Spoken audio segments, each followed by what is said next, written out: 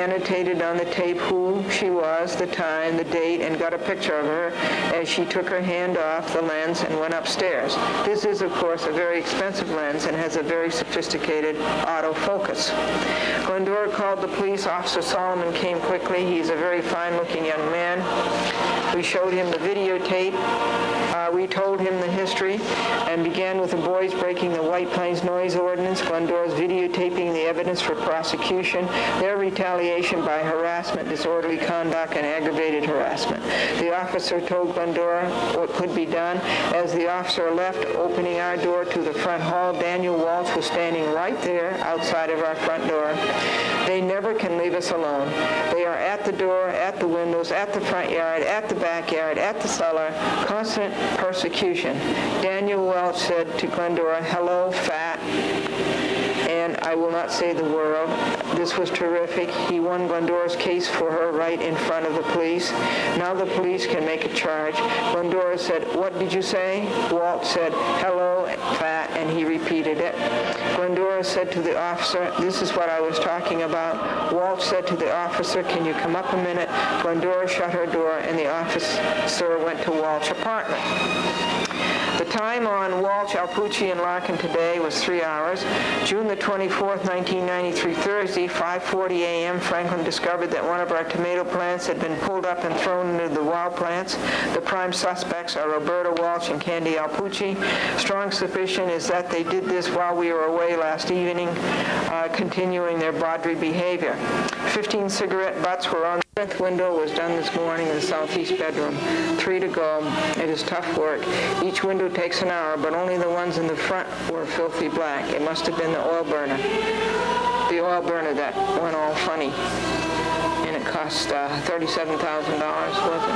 Or $27,000 for a new one. 3 p.m., Roberta got out of her red wagon, came in the hallway, saw Glendora through Glendora's dining room window, and made extra heavy footing up the stairs as a harassment. Pieces in the upper 90. The piece around here now is in the upper 90s. It's close to 100%. If it continues, Glendora will not send out a what happened log this week. The time on wall today was a half an hour. 6:10 p.m., Roberta and younger son went by our south bedroom window and did not look in, but the older son, Peeping Tom Alpucci, looked in. They went out front and got into Ozzy's car, and Peeping Tom said, "Goodbye, Glendora." Now, this is a harassment. This is an invasion of privacy. It is recorded on audio tape 457.1. Glendora should and will next time call the police. They just can't keep to themselves.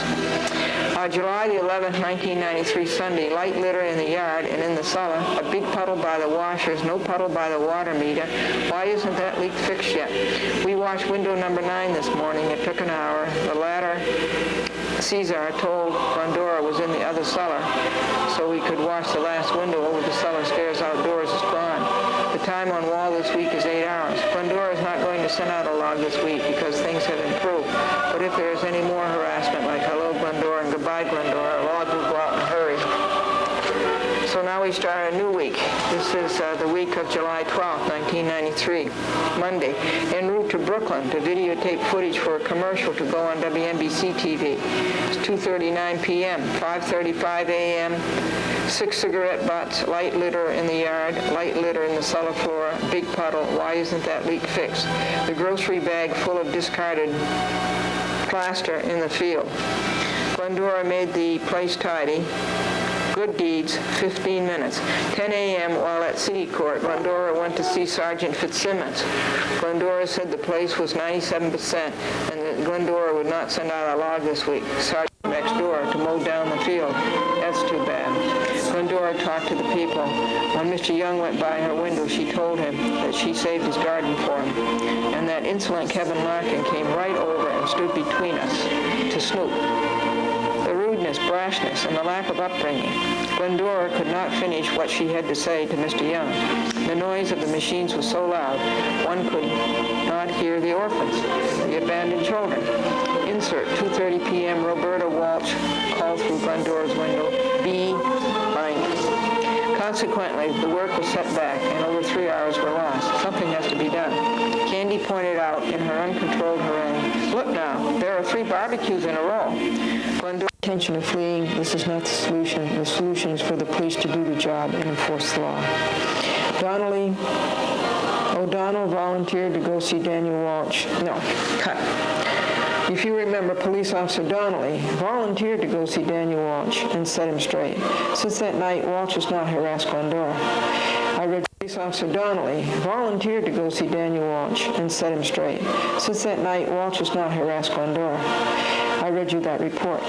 If O'Donnell had gone to see Candy Alpucci about the horn blasting and the big mouth harassing, maybe she would have learned a lesson. O'Donnell made a point that there was no sign, no loitering. I tried to find out what point he was making about this. Yes, there's no sign, no loitering. But what is the point of that? And he did not follow through on that. Glendora kept saying the sitting on the wall, the sitting outside, the playing were not the issues. The issues are the noise and the harassment. There are no laws against sitting on the wall and sitting outside and playing, but there are laws against noise and against harassment. He is only 5 years old, and he already takes 2.5 hours for lunch. Time on wall today is 1 hour. Franklin and Glendora went to on August 19th, 1993, Thursday, Franklin and Glendora went to the Pace Law Library. Cut.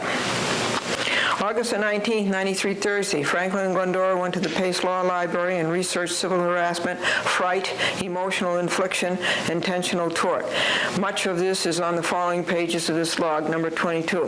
This was a heavy television editing date. 3 programs were worked on, 1307, 1308, and 1309. It took time to work on the log and to read the new material on fright, 1 hour, and it was a day of peace. And what do you call fake spaghetti? What do you call fake spaghetti? The Great Imposter. August the 20th, 1993, Friday. Candy Alpucci came home at 3 a.m. and parked her car under our bedroom window wall, less than a foot from our wall. If that abandoned van were not there, and if they didn't try to squeeze 2 vehicles into the same parking space, she could park over where she belongs, and that's about 7 feet from the wall, and nobody would have heard her come home at 3 a.m. in the morning. Glendora may have found the right legal statement for the cause of action against Walsh, Alpucci, and Larkin. Glendora talked to Porzio. Thursday was a day of peace, so was Friday, until 1 a.m. to 2 a.m. when 6 noisy youths went into and out of Building D. Here is a police report. Franklin Buell, complainant, states that he tried to gain entry with his key into the storage locker in the basement of the above location, but was unable to. It appears that some unknown substance was placed in the lock so that the key would not fit in it. The complainant states that this has happened to his apartment door lock before, and it turned out to be crazy glue maliciously squirted into the lock. The complainant feels that this is the same type of incident. This is Officer Coyote. He's really good. He's one of the best of the White Plains Police, other than the duty to refrain from inflicting it. One who, by extreme and outrageous conduct, intentionally or recklessly causes severe emotional distress to another is subject to liability for such emotional distress. Liability is found only where the conduct is so outrageous in character and so extreme in degree as to go beyond all possible bounds of decency and to be regarded as atrocious and utterly intolerable in a civilized community. Well, that's what you have with those recordings I played you of Candy Alpucci.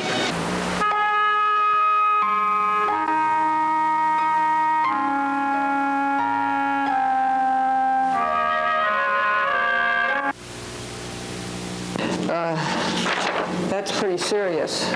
That's interference with freedom of speech, the First Amendment. And I've seen those lawsuits go for $6 million in federal court. That's a dangerous thing to do. The cause of action is law-breaking. The action is eviction of Walsh, Alpucci, and Larkin. The cause is violation of the harassment law. Walsh engages in a course of conduct and repeatedly commits acts which alarm and seriously annoy another tenant and which serve no legitimate purpose. Intentional torts, willful, wanton, intentional conduct to alarm and annoy. Banging on Glendora's door, banging on the mailboxes, which you just heard a moment ago, on the wall, oral attacks, abusive and obscene language, which all of these arise without Glendora's ever speaking to the Walshes. Glendora has never spoken to them since April 12, 1993. All attacks are unprovoked. All attacks come out of the blue. Glendora cannot exit or enter her home without oral assaults, personal injury, tortious acts, grounds for eviction. These are grounds for eviction of Walt, of Alpucci, and of Larkin. The same applies to Cut.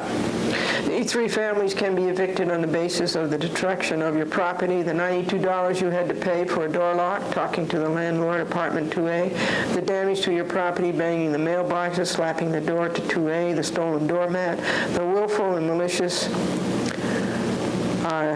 littering of the yard with cigarette butts, the 3 window panes broken by Theo Alpucci, maliciously throwing a big ball at the window trying to hit Glendora on the head.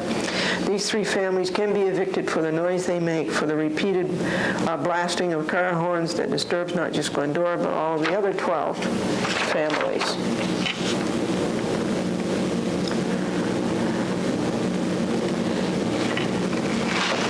Glendora versus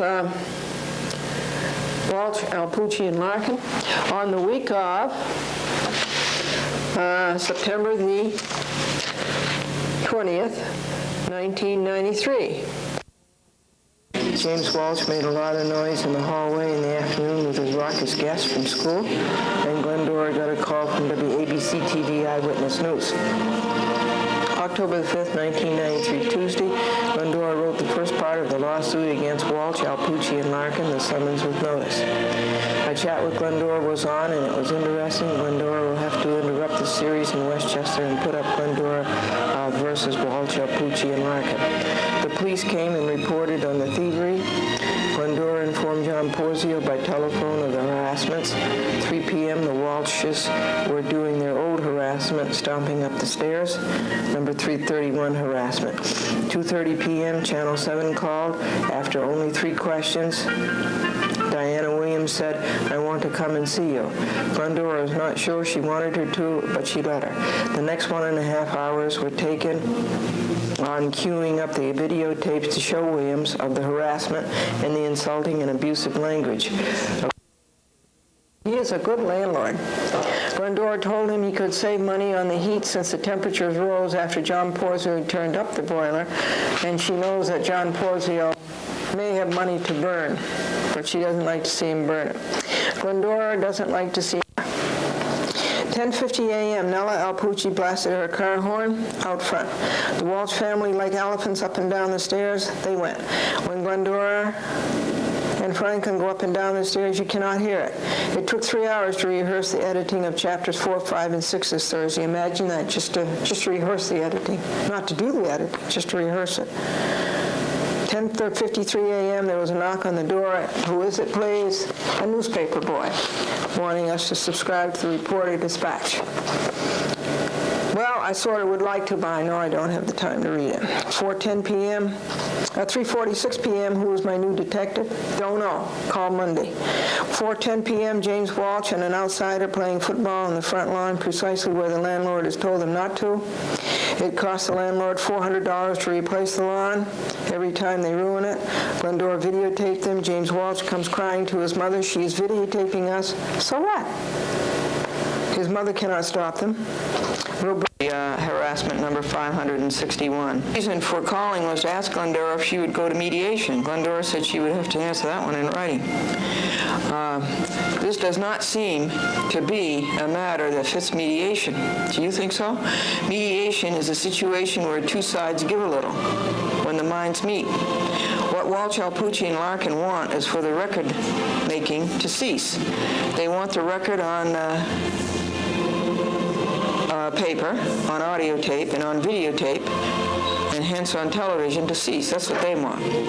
But they are in control of that. They are in control of that. If they do not break the laws, there is no record keeping. How many more times and in how many more places and to how many more people does Glendora have to say that? If If they want the record-keeping to cease, then they cease breaking the laws. The problem started with their breaking the law, the White Plains Noise Ordinance, yelling, shouting, hooting, whistling at any time or place of the day or night so as to annoy or disturb the quiet, peace, repose, and comfort and health of any person in any dwelling or any residence. That's the White Plains Noise Ordinance. They broke it. That's how it started. When asked to cease and desist, Walsh, Alpucci, and Larkin refused. Then the videotaping started. For the record, so that the lawbreakers could not lie about it. They started more retaliation with more law-breaking. That was their answer to it, and more harassment, and mental disturbance, and insulting and abusive language, and vandalism, and thievery. Glendora kept the record and circulated the record. Glendora did nothing when the offender ceased to offend, and Glendora will do nothing when there's no offense. The lawsuit has to go through. The lawbreakers have to face the over 500 injuries they, in ignorance of the law, in defiance of the law, heaped upon Glendora. They are liable for the damages they committed. Glendora asked Officer Fisher how soon he wanted an answer, and Officer Fisher said as soon as possible. Glendora asked Officer Fisher whose idea was this. He said it was their idea, Walsh, Alpucci, and Larkin. They asked him for it. Glendora asked if he meant the Slater Senate mediation, and he said yes. January 3rd, 1994 week, Glendora versus Walsh, Alpucci, and Larkin. What happened at 21 Greenwich Avenue? Monday, Glendora was in county courthouse and asked to see defendant's Bendich affidavit of service, or the so-called answer. She found a paper Bendich should have sent her. If you send it to the court, you have to send it to the plaintiff. It was his nunc pro tunc. And I had to fight to get that. I had to fight and ask the secretary, Ms. Hopkins, and then I had to fight and ask Mr. Santucci, the law clerk. And this is the thing that Bendich should have sent me. And I called Bendich on the phone, and I asked him to send it to me, and he wouldn't cooperate. Honorable W. Dennis Donovan, Justice Supreme Court, Westchester County Courthouse, 111 Grove Street, White Plains, New York, 10601. Read Glendora versus Walsh et al., index number 2048293. Dear Judge Donovan, Mr. Santucci has advised me that this matter was calendared for December 17, 1993. Plaintiff pro se had filed an affidavit in vehement opposition in addition to a motion for default. Since CPLR 2103 was complied with, I would request that my enclosed affidavit be considered nunc pro tunc. Nunc pro tunc is do it fast. But you see, that's not right. The Bendich never sent me a copy of that. I didn't know that this was going on. He shouldn't talk to the judge and not tell me about it. And nunc pro tunc shows that, like all of his papers, he's mishandled it entirely. And I had to fight to get these affidavits of service, a copy of these affidavits of service of the so-called answer to my motion, to my complaint. And then I had to fight to get this affidavit of service for this nunc pro tunc letter. All right. He should have sent that to Glendora. It was with his screwy one-page affidavit. She also saw his affidavit of service for that, which was after the return date. What a messy job Bendich did. Nella Alpucci called TCI last Tuesday night and said she would sue them for libel and slander. That is, libel and slander mean that lies were told, and everything told here is the truth. Libel and slander are hard enough to win when the truth is being told. You cannot win them on Nella's lies. Glendora talked to Lieutenant Quinn and asked him why Eric Fisher called TCI. All of this violates the First Amendment right to free speech. John Porzio had a door closer put on the outside cellar door. It is nice. Glendora talked, this news came. Glendora has a right to have people come to her home without Walsh and Alpucci intruding. There's some privacy left in this world, isn't there? Mr. Santucci said he doesn't remember where and what and who started this. And here it is. The breaking of the law by the Walsh, Alpucci, and Larkin families, the White Plains Noise Ordinance, April the 11th, 1993, Easter, yelling, shouting, hooting, whistling, or singing at any time or place so as to annoy or disturb a person's quiet, peace, comfort, repose, health, in any dwelling or other residence. That is the law that they broke. And when Glendora stood up for her rights and began videotaping her evidence instead of reforming, said hoodlums started a long campaign of retaliation and more law-breaking, harassment, vandalism, thievery, abusive and insulting language, horn-blowing, fright, mental disturbance, and littering.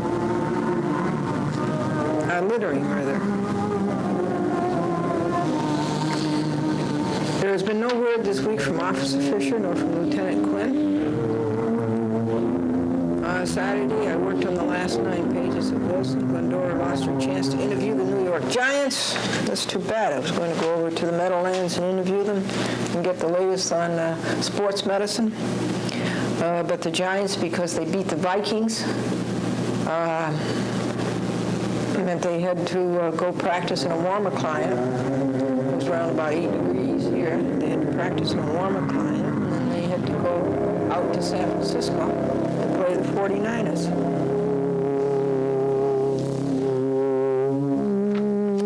And we bought 21 Greenwich Avenue, what happened, and this is Wept to Tortious Act number 569. On January the 17th, Monday, Glendora reported to Officer Fisher the latest tortious acts and harassments. Franklin was distributing last week's log to the apartments in this complex. Nella Alpucci opened her door and said to Franklin, quote, "Get away from my door, you F blank blank K-I-N-G lunatic." F was on his way down the stairs from 4B. She picked up the envelope and threw it at him. That's number 570 and number 571. At 12:50 p.m., Glendora went to her cellar bin. The 200-watt bulb was stolen. This is the third time a bulb has been stolen from outside her bin. Then the value is about $2.80 approximately, and the 3-way adapter was missing between the bulb and the ceiling fixture, number 572 and number 573. And the porcelain ceiling fixture was vandalized. There's another one. It's number 574. It is impossible to screw the bulb into the socket. Something has been done to the threads. Glendora came upstairs and reported this to John Porzio, the owner, and then she called Officer Fisher to report it to him. He was on the road. 1:30 p.m., Glendora came out of the apartment with a camera recorder to go edit with her backpack of accessories and her editing box full of videotapes. Simultaneously, Roberta opened the door, Roberta Waltz, that is, of her apartment on the second floor. Roberta sounded down to Glendora, quack, quack. It was the same sound as 3:50 p.m. Thursday, January the 13th, so now Glendora knows them.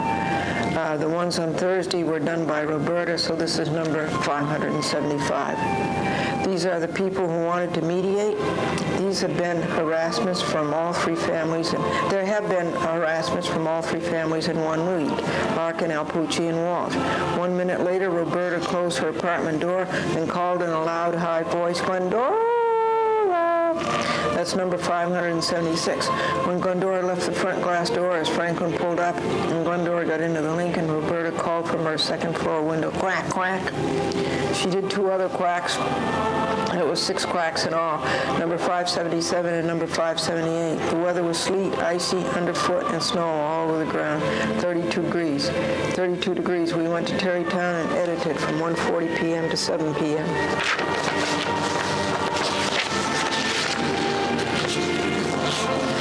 The papers scheduling them and planning what to edit this Thursday.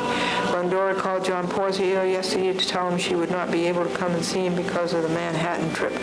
Poor Mary Ann had to work, so it's still there. The shaving cream is still there. The fire department at 7:40 a.m. was here. There was somebody in the has a client on WNBC TV Channel 4 tonight at 2:11 a.m. She may stay up to see him. It costs $300 and it's 100,000 viewers. Knock, knock. Who's there? Morris. Morris who? Morris Saturday, next day Sunday. Lest we forget, what started this? The breaking of the law by the Walsh, Alpucci, and Larkin families, the White Plains Noise Ordinance, which says, and they did this on April the 11th, 1993, Easter. And the White Plains Noise Ordinance says yelling, shouting, hooting, hollering, whistling, or singing at any time or place so as to disturb the quiet, comfort, repose, health, or peace of persons in any dwelling or other residence. That is the law that was broken initially. And when Glendora stood up for her rights and began videotaping her evidence, instead of reforming, said hoodlums started a long campaign of retaliation and more law-breaking, harassment, vandalism, thievery, abusive and insulting language, horn-blowing, fright, mental disturbance, and littering. Lest we forget who started this. That's how, that's when, that's where, and that's why. Remember well. On March the 4th, 1994, Thursday, 120 telephone calls. Should have called her anyway and said so. Glendora got, I started to read this report to Lieutenant Quinn. Of course, he has a copy of it. I just read it to him because I thought maybe he hadn't had it, and I had never read it. And I got to laughing when I read it, and I couldn't really stop. It's the report by Officer Light, badge 54, and it's on, he came up on Sunday. You remember? Officer Doherty dispatched him. I responded to 21 Greenridge Avenue on a call from headquarters. Buell stated that on March the 10th, 1994 at 11:55, on March the 12th, 1994, and his hours are 15:20, 17:15, and 17:29 hours. And on March the 13th, 1994, at 11:55 hours, Roberta, James, and Daniel Walsh all quacked at her. It's pretty funny, but Daniel Walsh did not quack at us. It was Roberta Walsh and James Walsh, but Daniel Walsh just stood by while his son did it, which that's very bad parenting. An hour later, Officer Fisher called and took the report of the 11:55 a.m. March the 13th, 1994 Sunday incident. The quack, quack, quack, quack. It sounds like a meeting of the American Medical Association, and of Daniel Walsh's belligerent stomping down the stairs and accost of Glendora as Glendora entered her apartment. Glendora said she was fearful of his sanity and what he might do next. And Glendora read the law. Whether a legal right of the plaintiff has been invaded by the defendant's negligence, and that's certainly what we have here. The legal right of Glendora that was invaded, among others, was the violation of the White Plains Noise Ordinance. The negligence of the defendants was monstrous: hooting, hollering, yelling, whistling, singing, shouting at any time or any place so as to annoy or disturb a person's health, peace, repose,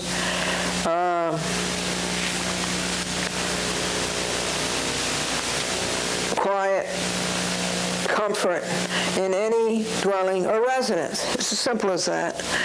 And it is 9:14 p.m. now, and the snowplow just arrived. I answered the dumb letter from Wilson, Bobby, and Alexandra. 1 hour today, and 1 hour yesterday. Father, to the mother, where did we get that flat tire? And the kid from the back seat said, from the fork in the road. What these two Walsh males did at 9:30 a.m. was an intentional act of causing mental disturbance and is against the law, and they are all liable for damages. They break the law again. They have not yet learned to live a clean life. Roberta Walsh broke the law Tuesday, 8:18 p.m. with insulting and abusive language, saying quack, quack when we came home from the Gannett annual meeting. This is actionable. This is a disturbing utterance, and she intended it to be. This is a tort. Well, that's nice. You should show everybody your foot, Katie. Yeah, that's very nice. Yeah. Well, it's a lovely foot, Katie. It's just lovely. This is a disturbing utterance, and she intended it to be. This is a tort. She has a duty to refrain from inflicting of emotional distress. She, her husband, and her son, they go beyond all possible bounds of decency, and what they do is utterly intolerable in a civilized community. They do not belong here. Done the wall office work for today, Saturday at 1:30. Franklin said that he called Porzio in the afternoon because the furnace had started making terrible noises. And so things went along that night until 11:10 p.m. I went to sleep an hour early. I went to sleep in daylight at 8 p.m., to sleep until 5 a.m., and then at 11:10 p.m., the most terrible racket came from that poor furnace. It was awful. I recorded it on videotape. I ought to play it for you. It's unbelievable, the racket. And people started showing up in the cellar from the other units. There's 16 units here. Franklin went down. I called Porzio's answering service, and I said, "Can you hear that racket?" And of course they could.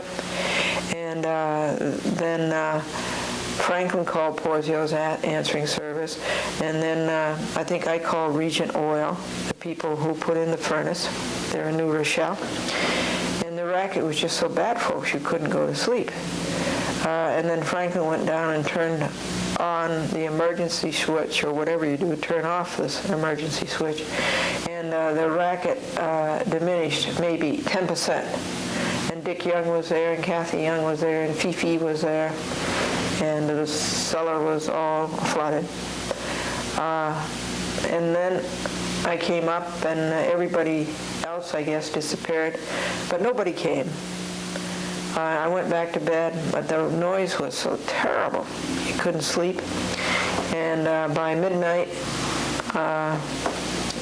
everybody seemed to be back to bed. And then the noise kept up, and it was an unbelievable racket, and I felt very sorry for the furnace. It was really sick. And then at 1 a.m. it was still going, and at 1:30 I called John Porzio's answering service again, told him that nobody had done anything. I called Region again and said nobody had done anything, and nobody did anything, and I guess nobody had any intent to do anything. And so this noise kept up, so I got up, I got dressed again, and I started to work. And finally at 2:40 a.m. The furnace just wore itself out. It was a terrible thing. And so I stayed up and I worked all night. And at 8:30 Sunday morning, Mike McFadden came from Regent, and he was in a bad mood, and I checked him up on that, and that turned him around a little, and then he showed me what it was.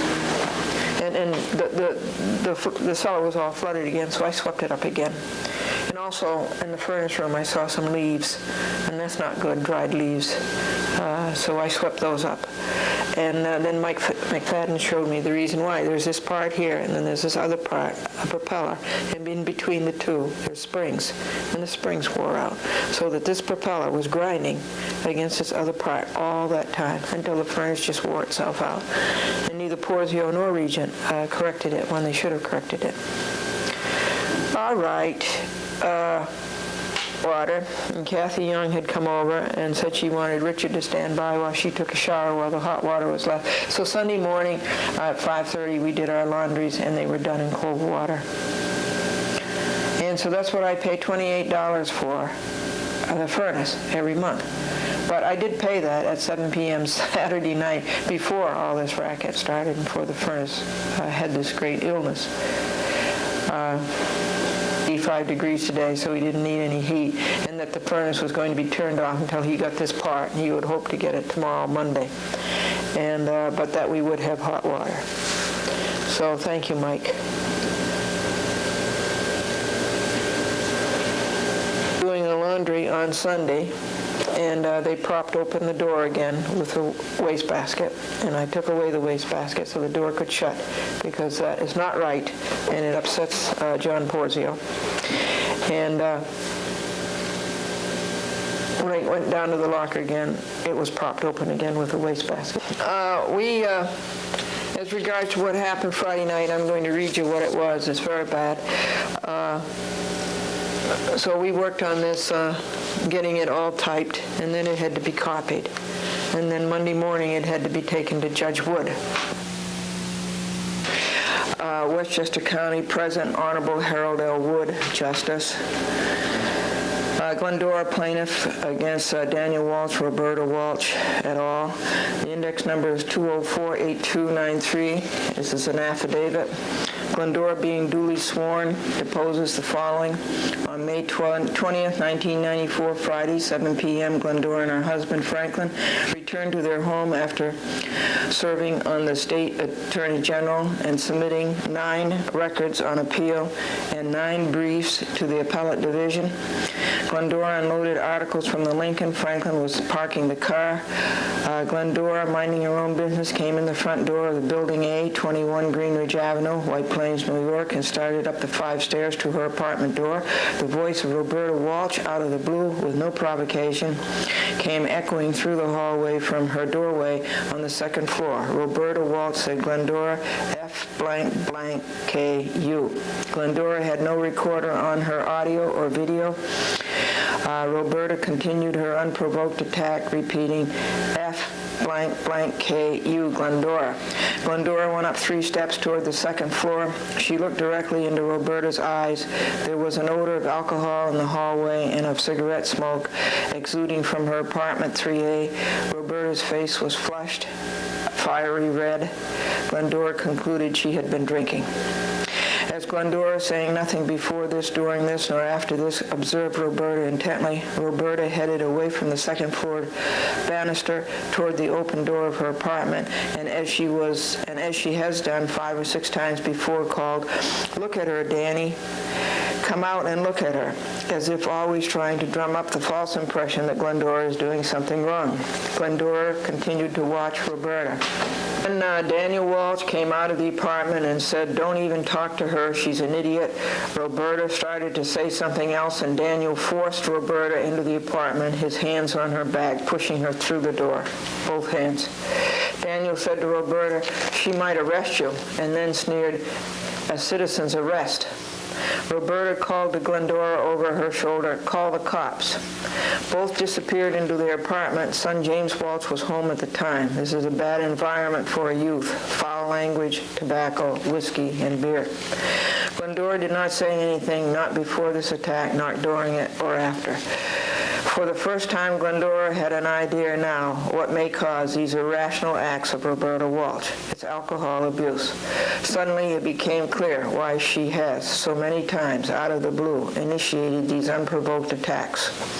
The insulting language, the abusive language, the littering outside of Glendora's apartment, the taking of 4 doormats, the doorbell ringing, the smearing of garbage on Glendora's apartment door, and all of the others. It is the inebriation. A person in his right mind would not do these things.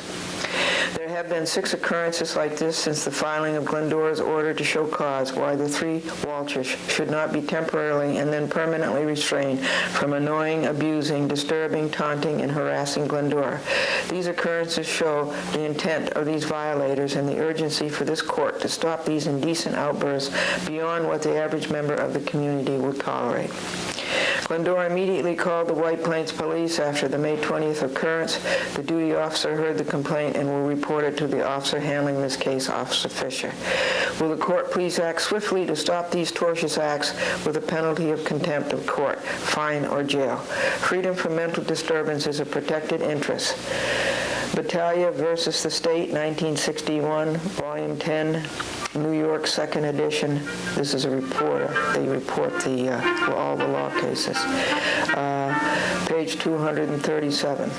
Also, Volume 219, New York State, 2nd edition, reporters, page 14. Also 176, NE 2nd, page 729. And also we have another case, the same thing, Ferrara versus Galluccio of 1958, Volume 5 of the New York 2nd, page 16, volumes 176, New York 2nd, page 996, volume 152, NE 2nd, page 249, and 71, American Law Review 2nd, 331. And the last reference is one I'm not familiar with. Plaintiff urges the court to grant quickly the relief to which he is entitled: peace, quiet, repose, health, comfort in her own dwelling. This case has been in the Westchester Supreme Court since November the 8th, 1993. Dated White Plains, New York, May the 23rd, 1994. Yours in truth, Glendora, Box 416, White Plains, New York, 10602-914-949-9495. Subscribed and sworn to before me this 23rd day of May, 1994. Annette DeSanto, Notary Public, in the County Clerk's office. To Bruce P. Bendage, Suite 210, 399 Norwood Road, White Plains, New York, 10603. Alexandra Karamitsos, Wilson Bave, 2 William Street, White Plains, New York, 10601. And to all defendants. The affidavit of service, that this was served upon the people just listed, and to all of these defendants, and to all the other people, would be John Porzio, Chief James Bradley of the White Plains Police, all the defendants, the Harrison Police Department, and let's see, there's some more. Charles Kilcanny, Lieutenant Quinn. That's it. That was submitted to Judge Wood on Monday morning. That was really quite a day. That was early in the morning. And then we submitted to Judge Silverman the Cablevision motion to sanction Dolan and Cofault. The first one is the White Plains Noise Pollution Ordinance. Yelling at any time or place so as to annoy or disturb the quiet, comfort, repose, health, or peace of persons in any dwelling or residence. Now we're going to have to capitulate here. We're going to have to feed Katie. And Judge Wood, here's the New York State law that Roberta and Daniel Walsh violated on May the 23rd, 1994, Friday at 7 p.m. Insulting or abusive language. New York adheres to the majority view, which holds that insulting or abusive language can be actionable if it is sufficiently outrageous to a person of ordinary sensibilities, as this certainly is.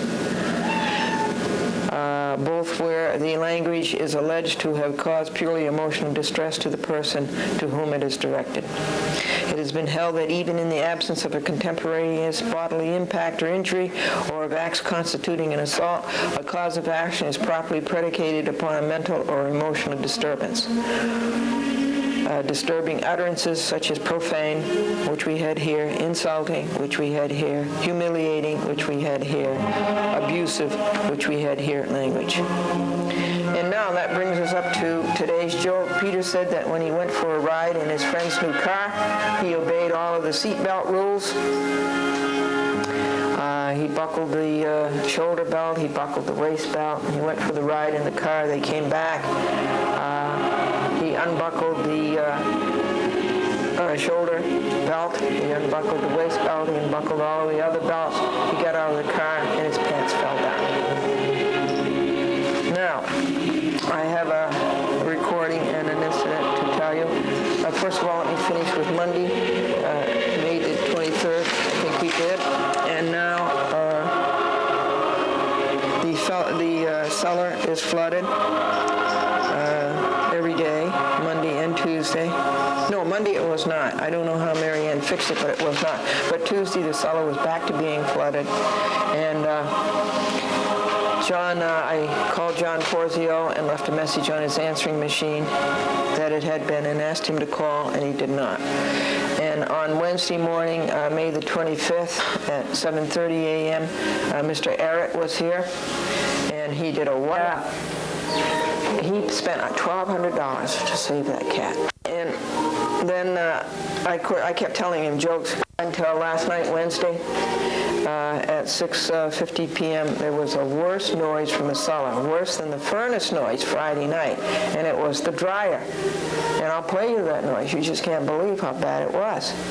And it's all, this apartment is right over the furnace and the washer and the dryers, which I don't mind at all. But, of course, that noise was unbearable, so I went out into the hall, and the woman in 1A said it was the dryer. And I went down, and that noise was just unbelievable. And house was there, and he had the back of the dryer off, and he'd lost a screw in the puddle of water because the cellar is still got water in it on the floor. And we took down the broom, the paintbrush, and the paint, a gallon of paint, and I had 2 files of Coppolas, the Coppola briefs, Coppola 1 and Coppola 2, to file in the archives down in the cellar bin. And so the cellar door was open, and Roberta Walsh was there. And so it was propped open, the cellar door that John Porzio said, I want to catch the person who does this. And it was a cellar door that Caesar worked on 8 hours, remember, 2 days fixing and made it so nice. And so it was propped open with the trash can. And so I took the trash can and put it back where it belongs by the dryer, and the door closed. And then Roberta appeared, and she said, and she screamed in an insane way.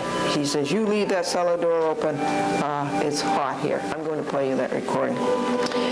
And I had recorded it as I told you. And I annotated on the recorder that it was 7:06 p.m. on May the 25th, 1994. What's the matter, Ginny? Oh, okay, come over here. I'll help you. Over here, around the other way. I'll help her. She wants to get on the desk. She can't see well enough. She's not sure of her footing. Come here, Jim. And that's the girl. Oh, she's so smart. You know, she can't see, she can't hear, and something's wrong in the ear, and she's lost her balance. And Daniel Walsh says, she's an idiot, but at least she knows how to tell time. And so they put the trash can back to the door. I'll read you this. It's better. It goes faster. So we, when we got through, nobody was in the cellar, so we brought the trash can back to the place by the dryer. Roberta and Daniel Walsh appeared, and then she said, put the trash can back, Danny, she said to her husband, and he did. And we came upstairs, and soon the cacophony from the dryer started again. And again, it was worse than the furnace on May the 20th, 1994, Friday night. It was unbearable. Glendora went down and unplugged the dryer. She left the trash can holding the door that Caesar worked so hard on to fix 8 hours. She closed the door, brought the trash can back. Roberta Walsh came down later after Glendora was back in her apartment, and she did not plug in the dryer again. Franklin went down an hour later and put the trash can back by the dryer so the closer would close the door. Since the TV was hooked up to the videotape recorder for this week's videotaping, I couldn't watch TV, and I had to listen to the radio. And at 7:40 p.m., I went to sleep until 4:45 a.m., and a chat with Glendora was on TV on Cablevision in Harrison at 8:30 p.m., and in the morning, Glendora saw that 2 calls on her recorder, her telephone answering machine, had come in because the button blinks and tells you how many calls there were. And I never heard the telephone ring. At on 5/26/94 Thursday today, I got dressed and I fed the cats at 5:15 a.m. and I fed the raccoon, and the trash can was holding the cellar door open again, so I returned the trash can back to its place by the dryer. The back of the dryer was off and just left there. The lint blower tube was disconnected. There was another metal part on the floor about 3 feet high and a foot wide, and the flywheel and the chain and another great big gear were all exposed. And I have to insert that at 7:15 p.m. Wednesday night, I called John Porzio. The answering service took the message to please call soon, and he never did. At 5:56 a.m. Thursday morning, I called the White Plains Police. I woke them up. They really sounded sleepy. I reported what had happened last night. The officer was Officer Sight, and she listened to the report, but she said Officer Fisher would be taking the report, and Glendora said again, what you should be doing is having me come down there, take a criminal information, and then having the Walshes come down there and let me arrest them, a citizen's arrest. And at 6 o'clock a.m., I called John Porzio again, talked to the answering service, and gave her she asked what it was about, and I said it was about the driver. It was about Roberta Walsh popping open the door, and that John Porzio wanted to catch whoever was doing that. And it was about abusive and insulting language, and on, and I asked her if she'd been up all night. She says, yep, I'm up all night. I says, how many nights a week do you do that? She says 6. Imagine that, she works all night, 6 nights a week. She's very brave. And at 6:10 a.m., I called the washer-dryer service place, and I left a message on their recorder. And at 6:15 a.m., I got dressed and started doing it. Marilyn says that she babies her car, and her mother-in-law says that's right, it won't go anywhere without a rattle. Thank you. Bye. Bye. 10:50 a.m. fax about discovery.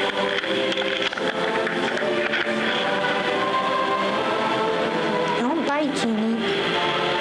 Don't bite. She goes from biting to kissing. Now she goes from kissing to biting. Don't bite the hand that feeds you. Jenny. He wants your ears scratched. That's what she is. She's frisky. I can't stand that crowd. That's the noise of the dryer.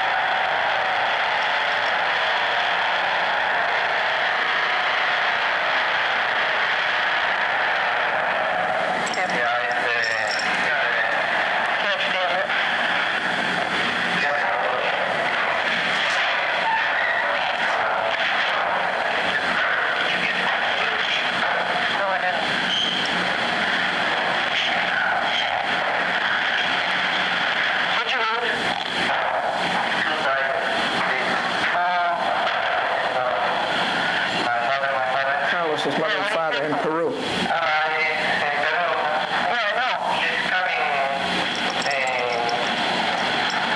Carlos is a tenant in 1B. They're all from Peru.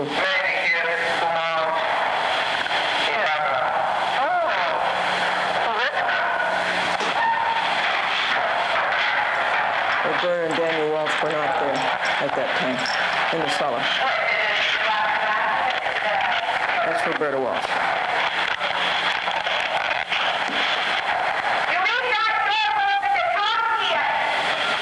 I'll play it for you again. You leave that door open, it's hot here.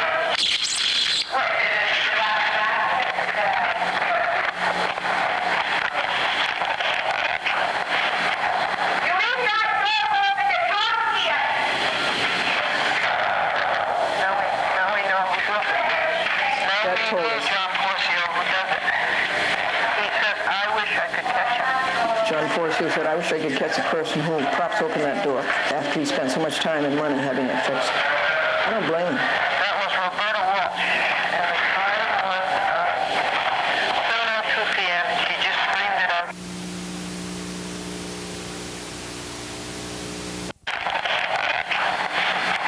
You mean not there over the top here? Now we know who does it. That told us. John Porzio who does it. He says, I wish I could catch him. John Porzio said, I wish I could catch a person who props open that door after he spent so much time and money having it fixed. I don't blame him. That was Roberta Walsh, and the time was 7:02 p.m., and she just screamed it out, you leave that door open. It's hot in here. Now we know, Frank. Don't go away. What? We're busy putting away the things in the cellar bin. Okay. And we were all set to go upstairs, and so I put the trash can, let the door close, and this is what happened.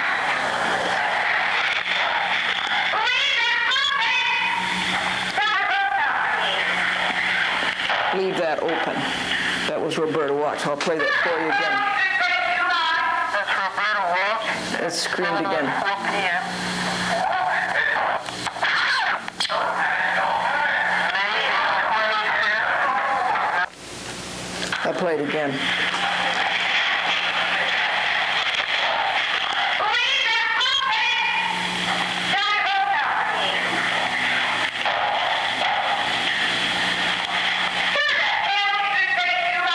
That's Roberta Walsh at 7:04 p.m. May 25th, 1994, Wednesday. And that's Daniel Walsh saying she knows how to tell time.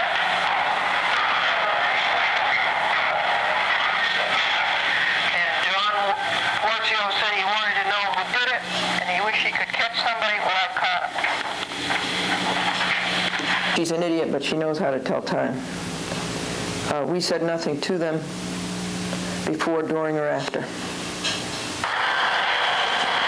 This is a telephone call to John Porzio's answering service. Yes, would John Porzio please call Glendora?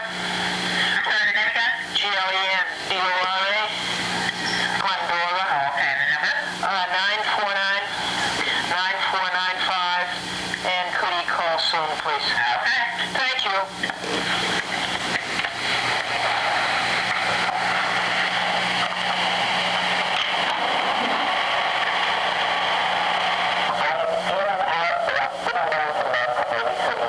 The Cablevision Yorktown, Franklin went up there and picked up 4 programs and handed in 4 more programs. Noise of the dryer again.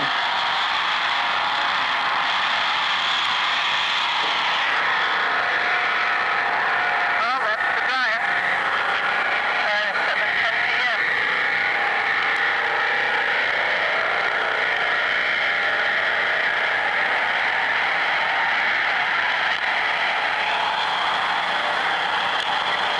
Nobody could listen to that. You know, you can't have that. It's just unbearable. You can't have that. That's warranty habitability breach thereof.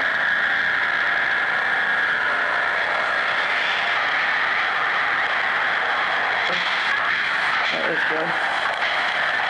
We chat with Glendora, which was on Cablevision Harris in Port Chester last night. Last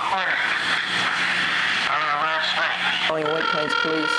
What happened on June the 9th, 1994, Thursday, just as soon as the videotaping was done and all the reports were up to date, in walked Franklin with a check from Lydia Gallicano for $1,580. So that is over, folks.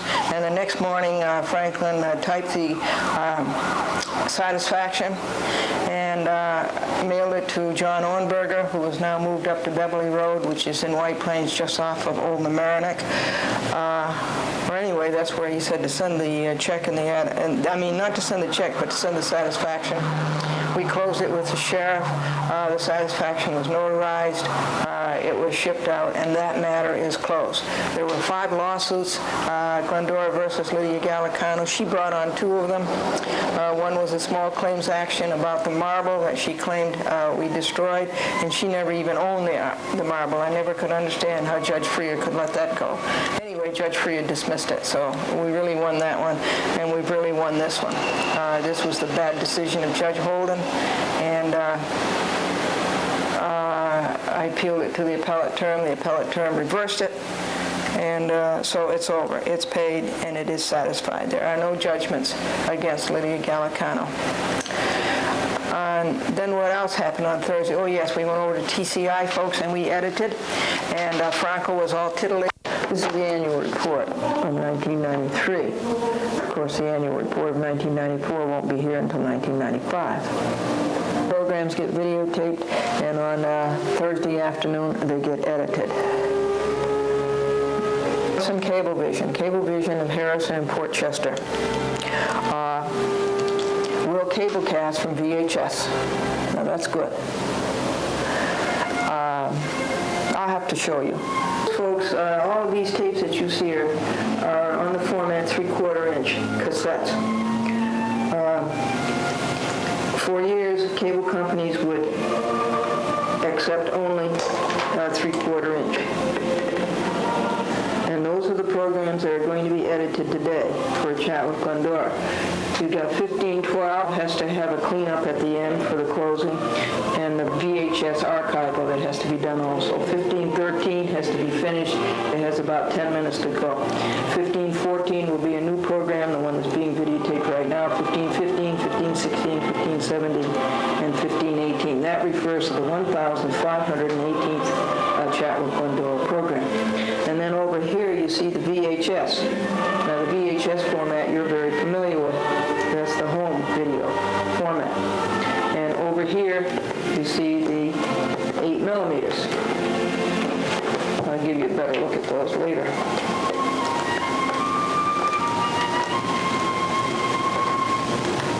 Here's the 8 millimeter format, which is, I think, a great format. And I've been 42 years in television, and I spent maybe a third of my life changing from one format to the other on videotape. You know, at first the 2-inch videotape came in. And that's exactly what it was. The videotape was this wide, 2 inches. That was Ampex. And that was around 1968. Now this is the 8 millimeter. And this will hold 2 hours. That's terrific. It's a great format. And now, as I say, you're familiar with the VHS. These are what the archives go on. We have 4 programs on every archive. And then I'll show you this 3/4 inch that you're probably not familiar with.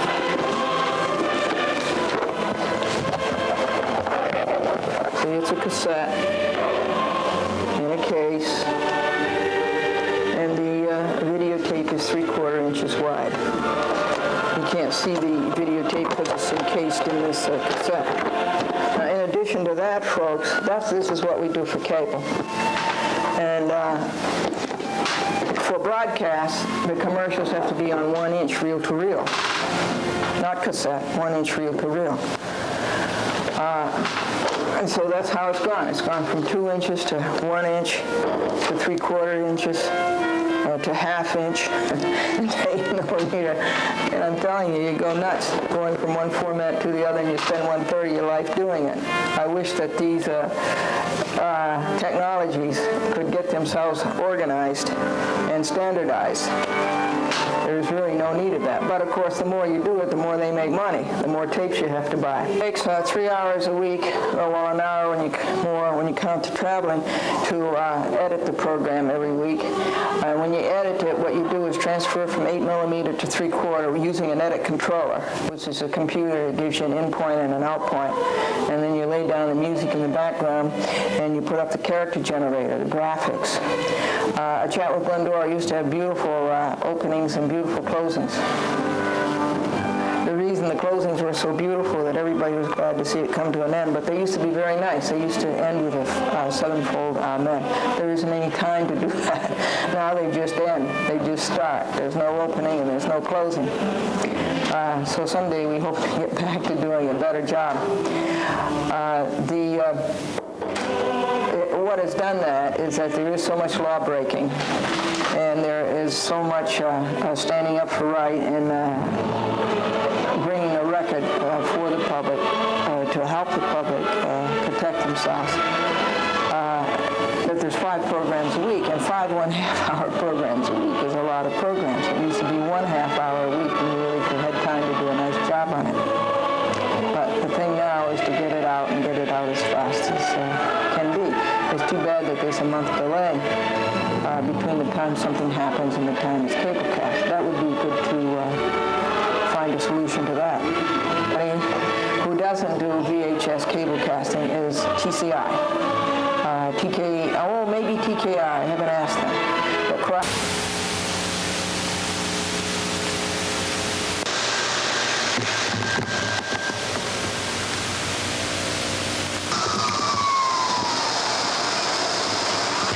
That's Roberta Walsh and Candy Apple. Pucci at 4:19 p.m. I was working at my desk by the south window. Roberta Walsh and Al Pucci went by, and Nello Pucci said, "Hello, F-U-C-K, F-A-C-E, it's howdy doody time." And that's on July the 27th, 1994, on Wednesday. Insulting and abusive language, harassment, intent to cause emotional disturbance, and totally unprovoked. Nothing was said to her before, during, or after.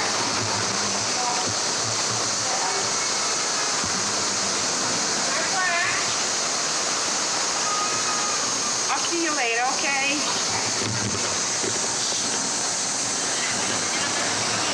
Candy, would you look at this?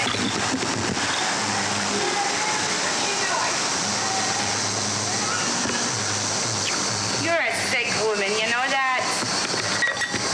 That's Roberta Walsh. The time is 4:20 p.m. The date is July the 27th, 1994, Wednesday. Immediately following Nella Division, Nikolai, Ruskin, and Donovan. This came from the appellate term. I made a motion to the appellate term when Lydia Gallicano would not pay the $1,580. I made a motion to them to compel restitution. So here is the decision on that, but it's moot because Lydia Gallicano has paid the restitution. As what will be done on the appellate division's decision, Al Pucci, Theo Al Pucci, Kevin Larkin, Andrew Larkin, Daniel Walsh, Roberta Walsh, and James Walsh from July the 21st to July the 28th, 1994. What you just saw is an order to show cause to go to Judge Wood. And you'll see why. Finally, we're going to hand it in. They were biding their time, but they did it. So, I'm going to tell you, if I can find it here, here's an entry on July the 23rd, 1994, Saturday, 9:39 a.m., Noisy Girls on Friday. 5:15 p.m., Noisy Girls on Friday. 6 p.m., Kevin Larkin, Brian Larkin, James Walsh violate the noise ordinance of White Plains. It was videotaped. That's tortious acts number 7, 17, 18, and 19. At 5:15 p.m., the girls were noisy. We videotaped that. And Kevin Larkin and James, Kevin Larkin and James Walsh, very noisy. Tortious acts number 720 and 721. 5:57 p.m., Franklin called the police. 5:57 p.m., Glendora called John Porzio. He's never there when you need him. And said to the answering service, please call at 6:05 p.m. Daniel Walsh is talking from the second floor window to Roberta, who just arrived and is on the walk. He says, we have to, and Daniel Walsh said to Roberta, we have to shape up here. Well, what's the matter? That's Beauregard, the dog. I'm going to take care of him for 2 weeks while Jim Poole and Miriam and Matthew go to Washington State. Anyway, Daniel said to Roberta, we have to shape up here. At 6:07 p.m., Roberta said to Franklin, he's a nut. And James Walsh said the same thing, he's a nut. Number 722, number 123. And Daniel was coming around the corner at the times, and he said to James and to Roberta, shut up. Now, what started this? It was the breaking of the law by the Walsh, Al Pucci, and Larkin families, the White Plains Noise Ordinance. They started breaking it on April the 11th, 1993, Easter. That's 2 Easters ago.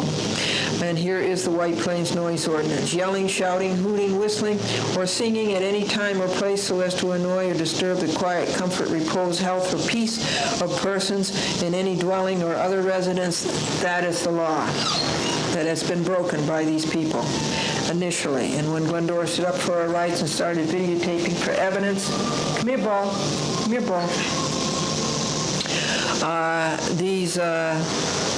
Instead of reforming, these said hoodlums started a long campaign of retaliation, more law-breaking, harassment, vandalism, thievery, abusive and insulting language, horn-blowing, fright, mental disturbance, and littering, which is going on to this day. That's Bowles Fur. At 6:30 p.m., there was peace. Insert. At 6 p.m., Kevin Larkin threw 2 rocks at the girls who live in 3C, the apartment over him on the second floor. He threw the rocks at their west living room windows. Porzio never called, not Friday and not Saturday, but he did call on Sunday. The halls in the cellar have not been cleaned all week. The cigarette butt on the cellar floor, that would be Nella Alpucci or Roberta Walsh. That's number 724, Tortious Act. Friday, 2:11 p.m., Roberta, 2 blasts on the horn into Glendora's dining room window, breaking a law. Number 725 and number 726. Saturday at 4 p.m., Glendora was trying to rescue Ginny Cat from heavy rain and thunder. Ginny cannot hear voices. She can hear only hand claps. Glendora called Ginny from the east cellar door.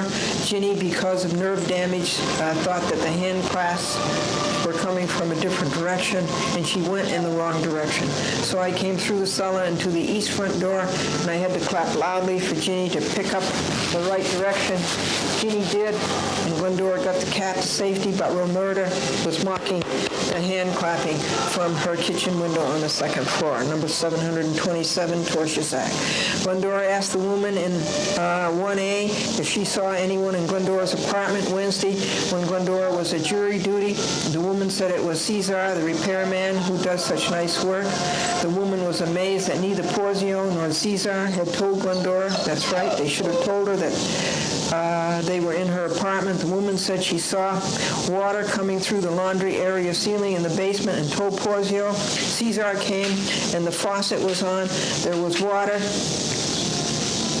swelling the countertop, the cutlery drawer, and filling the refrigerated dishes and the bowls under the sink. Caesar took Glendora's linoleum to the basement to dry. And the question is, who turned on the water faucet between 8:30 a.m. and 9:15 a.m., July the 21st, 1994, Wednesday, number 728? Who came through the window and did that? Glendora may join new defendants to the lawsuit. She may join Neil Alpucci, Ferdinand Alpucci, and Brian Larkin.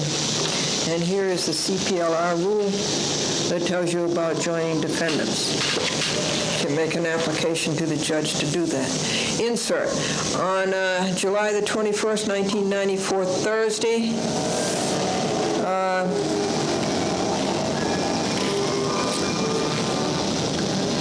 time on the wall this week so far is 2.5 hours at 7 p.m. Noisy James Walsh guess. Somebody nice watered the shrubs Friday. Salem cigarette butt on the cellar floor. Roberta or Nella. 7 p.m. Friday, Daniel Walsh cigar smoke as he sits like Humpty Dumpty on the wall pervades our southeast bedroom. Cigarette smoke of Roberta and Nella does the same. We're up to number 10732, Tortious Acts. On July the 24th, 94, Sunday at 5:40 a.m., the cellar was flooded. 3 large bugs were in the cellar. You know those bugs with the square heads, great big eyes, and the gossamer wings? They're huge. They were in the cellar, and that comes from leaving the cellar door open at night. Nella Alpucci does that, and Roberta Walsh does that. The washing machine was broken through abusive usage. The dryer change slot was broken. Come here, Ball. Ball. Ball. Are you heartbroken that your people have gone away? I gave him a big dish of frozen dessert. At 6:15 a.m., we swept water in the cellar. That takes a quarter of an hour to do that, folks. I lost 25 cents in the dryer. The kitchen cupboard floor is still wet. It'll be a week drying because it's composition. You know, it's not real wood. Real wood would dry. But it's like trying to dry a pad of paper that's soaking wet. You know, that would take a week. It was 2 hours to clean up the kitchen Wednesday, wash the dishes, the bowls, the bottles, the containers. They're all dry now. Question, who came into Glendora's apartment July the 21st, 1994, Wednesday, through a window and turned on the water between 8:30 a.m. and 9:15 a.m. I called the washer repair dryer man. I'm tired of being Porzio's caretaker. I have to leave the bin door open to air out the mildew from the locker next to it, which is the locker that belongs to 3E. 4:47 p.m., peace so far, sunshine the first time in a while. At 11:45 a.m., I took articles out of the bin to get rid of the musty. The same out of the bin that is going to Elizabeth. The Larkins are moving. Big news, the Larkins are moving. That's 1 down, 2 to go.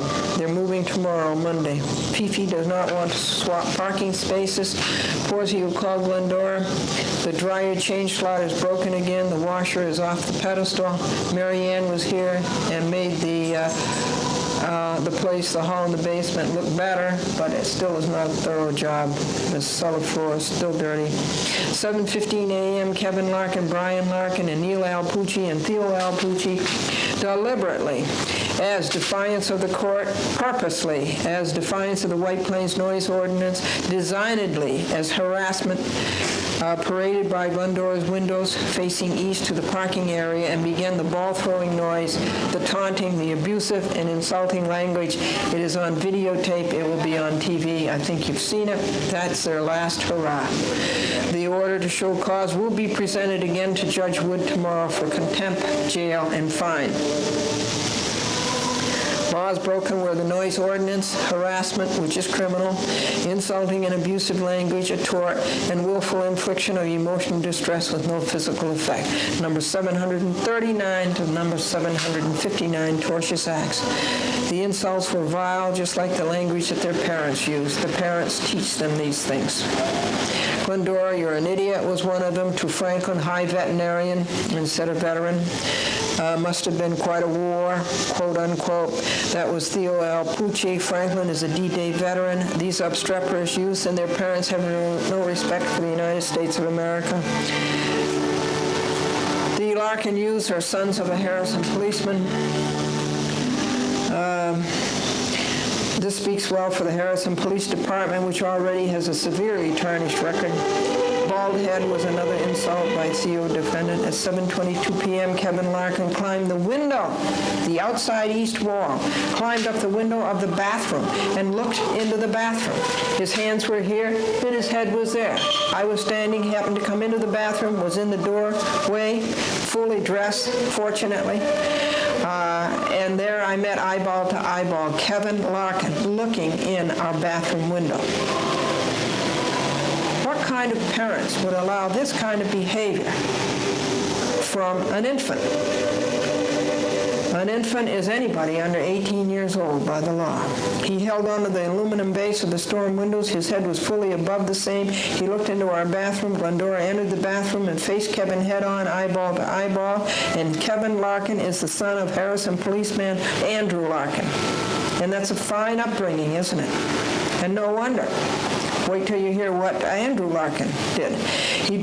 Kevin Larkin dropped down to the ground and ran as fast as he could toward his apartment 1C. His mother stopped him and talked to him sternly. This is the first time we have seen any parental discipline from Patricia Larkin and Andrew Larkin. Glendora videotaped Kevin and Patricia. Theo deliberately got into the TV picture. He likes being on TV, apparently. He was singing, "We Love You." The ball playing stopped. Neil disappeared. Kevin, number 761, came back and said to the camera they were going to have something to eat with some kind of special trimmings. That's another taunt. He never can keep his big mouth shut. The girls got into the camera and started showing off. Within 2 minutes, everybody had desisted. At 7:30 p.m., there was peace. Glendora and Franklin went grocery shopping. It was a complete victory. Insert. At 6 p.m., there was a racket in the cellar. This is number 762. Glendora rushed down to see if her property in the basement bin, which she is trying to dry out because of the mildew, was okay. Kevin Larkin and his father, Andrew Larkin, were at the dryer. Glendora said nothing as she came through the cellar door. Andrew Larkin said to Glendora, totally unprovoked, "Don't you, SC F-C-R-E-W me. I'm doing the F blank blank blank K-I-N-G laundry. Glendora said nothing, went back upstairs to get the audio recorder, and came back down cellar to finish her job, which was to go to the basement bin and lock it up. This is fine parental language to use in front of an infant. This is fine language to come from a Harrison police officer. At 9:44 a.m. on Monday, July the 25th, 1994, the Larkins are moving their possessions out of 1C, Building C. That's one down, two to go. That is one. The report is that Al Pucci renewed the lease in May, much to the disappointment of neighbors. The time this week on Wall is 6 hours, and that ends July the 24th, 1994 week. And the number of tortious acts is 762. That's included in the order to show cause, which I'm going to tell you about. July the 25th, 1994, Monday at 10 a.m., Glendora was videotaping out front, nothing to do with the Larkins, who are moving today, and Kevin Larkin has to come to the front with his big mouth, and it's because of you.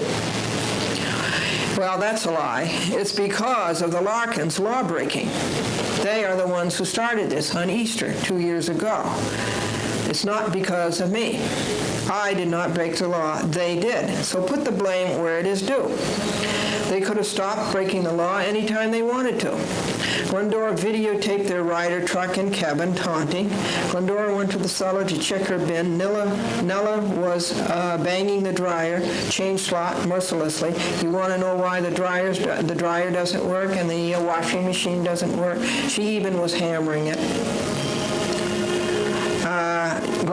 Nella put the trash can against the cellar door to hold it open. Now, these are all grounds for eviction, John Porzio. You have told him that you don't want the cellar door open. You've gone to great length and great expense to put a door closer on it. You've told him that you don't want them cutting up your lawn in the front or in the back. These are all grounds for eviction. Nella did not know that Glendora was in the cellar. The bin still smells musty from a 3C locker next to it. 11:11 a.m., somebody just jumped up and shouted into Glendora's south bedroom window. It would be either an Al Pucci or a Larkin, but I don't think it was a deep enough voice for Kevin Larkin, so it was probably Neil Al Pucci. He's helping them move. Roberta is on the sidewalk shouting and smoking. Roberta is on the sidewalk smoking and talking to Patricia Larkin. So since they are back from the first load, it was probably Neil Al Pucci who did the shouting into the south bedroom window. At 11:22 a.m., they are loaded up again. At 11:31 a.m., Theo and Nella are arguing in the east cellar stairway. Glendora rented a Pontiac Grand Am.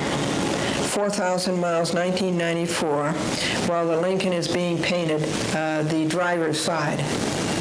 And it looks lovely, by John Iodice. At 12:13 p.m., a man is calling Nella twice from the sidewalk to the second floor window. It's like the South Bronx. Insert at 10 p.m. on July the 24th, 1994, Sunday, somebody let off a volley of firecrackers outside of our south window, number 770. At 1 p.m., Theo Al Pucci just looked into my south bedroom window. He's the great peeping Tom, and that's 771. I'm going to read you a law.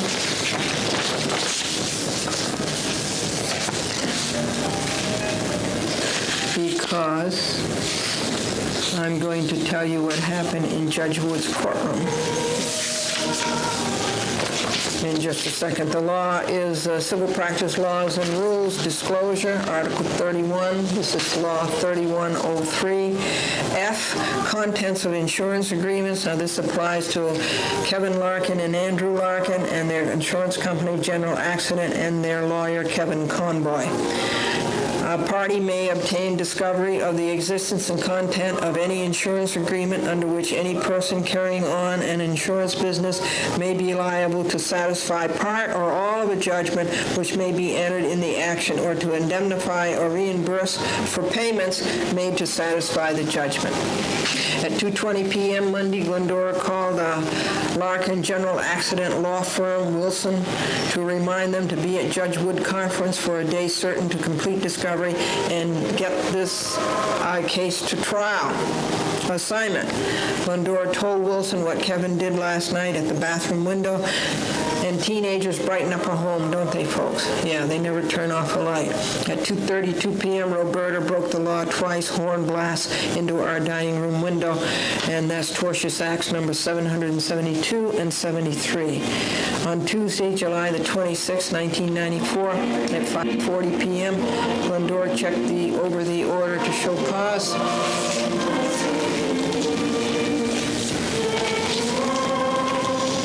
And got it ready to copy. She made a copy for Judge Wood, a copy for Bendich, and a copy for Wilson Conboy. She got it ready to submit. She looked up the CPLR 3131D, that an insurance agreement, 3101, that's a typo. I just read that to you. So we're all set for Judge Wood at 9:15 a.m. I gave Franklin a ride. I stopped at the Riemann Auto Body. John Idice, I thanked him for fixing the driver's side of the car. It looks great. I discussed our plans to go interview the Giants on Friday. We're going to go interview the New York Giants over at Fairleigh Dickinson University, where the Giants are in training, before they head for Berlin for an exhibition game. I went to the county courthouse. It cost $3.25. The greedy White Plains Parking Authority, all because Cy Schulman wants a raise. Francis Harrison notarized my affidavit in this order to show cause. I went to Judge Wood courtroom at 9:10 a.m. It was locked up tight. I waited. I saw Jim Rochelle. His case is put off until August. It's ridiculous. He's a bail bondsman. He's charged with criminal mischief with putting a scratch on a girl's car down in the county courthouse parking garage. Bruce Bendich is his lawyer on that. Bruce Bendich was the lawyer for this case, and he was pacing around the back of the courtroom waiting for the conference. Judge Wood was doing conferences, and this is Bowles for... So we were waiting for hours, and I waited from 9:10 a.m. to 10 a.m. That's 50 minutes. I saw somebody walking around in a black robe, and my goodness, it was a judge I know, and I was so glad to see him. I kissed him on the cheek. His name is Judge Rabin. He was the chief judge of the Yonkers City Court. They have 6 judges down there, and he had to retire because he was 70, and it's too bad. He's got more energy, and he probably does more work and gets more things done than any of the younger judges. But he had to retire, and I said, what are you doing now? And he said, hearing cases. I said, are you a JHO, that's Judicial Hearing Officer? And he said yes. And he has a room right there near Judge Wood's courtroom on the 18th floor of the county courthouse tower. I kept asking John Sulich, when could we get started? And John Sulich said, as soon as Kevin Conboy gets here. That is Wilson Conboy, et cetera, et cetera, et cetera. That nasty court officer, Kevin, who doesn't know the Constitution of the United States, that everybody's entitled to a public trial, and if the public isn't there, how can it be public? He doesn't know that. Anyway, he told me to stop sitting on the desk. Yet there are no chairs in the hallway. There are no chairs. If he didn't want you to sit on the desk, then provide chairs. And he says, there's plenty of benches along there. And I says, yes, but you can't see when the courtroom door opens, and the courtroom door should have been open 50 minutes ago. I went into Judge Silverman's courtroom to see what he was up to. It was the same courtroom that we went into that day that I won the Cablevision case, when all the drips were coming down from the ceiling. And there were plenty of drips standing in front of the judge, too. Let's see. Oh, yes, Yes, and I saw Judge Joanne Freer there. She's a judge of the White Plains City Court, and she was today in the county courthouse acting as a lawyer. She had a client there, and we spoke. I won 2 cases with Judge Freer. One was a Martial Arts Institute breach of contract case, and the other one was the Lydia Gallicano case where Lydia said that I destroyed a piece of marble. Lydia brought the case, and she doesn't even own the marble. So those are the first 2 Gallicano cases we won. Okay, now, we're still waiting for Judge Wood. It's in the case Glendora Plaintiff versus Daniel Walsh, Roberta Walsh, James Walsh, Nella Alpucci, Theo Alpucci, Andrew Larkin, and Kevin Larkin.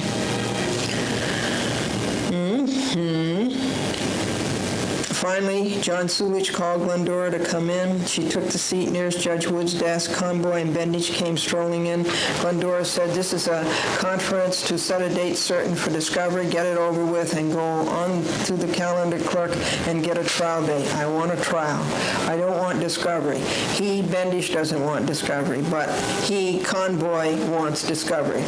Conboy's made 5 appointments for discovery, and he's kept breaking them. He's broken 5 of them. I want this to stop, and I want to set a date certain for discovery, and this is our last chance. And Judge Wood says to me, "Are you suing for damages?" And I said, "Yes, $7,000 for each family, $21,000 total."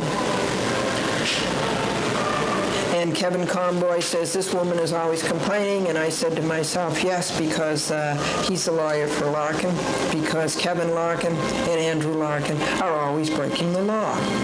So when people break the law, you complain. Conboy says, "I represent only the Larkins," and Bendich finally decided that Bendich says, "I represent the Walshes." Well, neither one of them said they represented the Alpuccis. So I says, "Well, who represents the Alpuccis?" And Bendich says to Larkin, "Do you represent the Alpuccis?" And then Bendich looks at me. Oh, he says, "No." He says, "I represent the Alpuccis." Some lawyer, huh? Some lawyer. He doesn't know that he represents the Alpuccis. Conboy said her complaint is all over the place, and Glendora says it is not. It is a very orderly and well put together complaint. And Judge Wood set a date in August. Conboy said he was going to be on vacation. This is another stall. What a bunch of loafers Wilson is. Judge Wood asked Glendora to pick a day last 2 weeks of August, so Glendora took the very first day. That would be August the 22nd, and Wood says at 10 a.m. in the morning. Glendora says no, it has to be afternoon, 2 p.m. So that was settled. Now that is a date certain. Glendora asked, and Judge Wood said a date certain. "Do you know where they are?" Judge Wood said to Glendora, and Conboy started giving the address, and Glendora is writing down the date on her calendar, and Judge Wood says, "Glendora, listen, you may have to know where it is." And Glendora says, "I know where it is. It's in an alley." It is. It's right near Subway sandwiches. It's right near the building that has the heart, the cast iron heart. That's made out of pieces of heart of lawyers. Okay?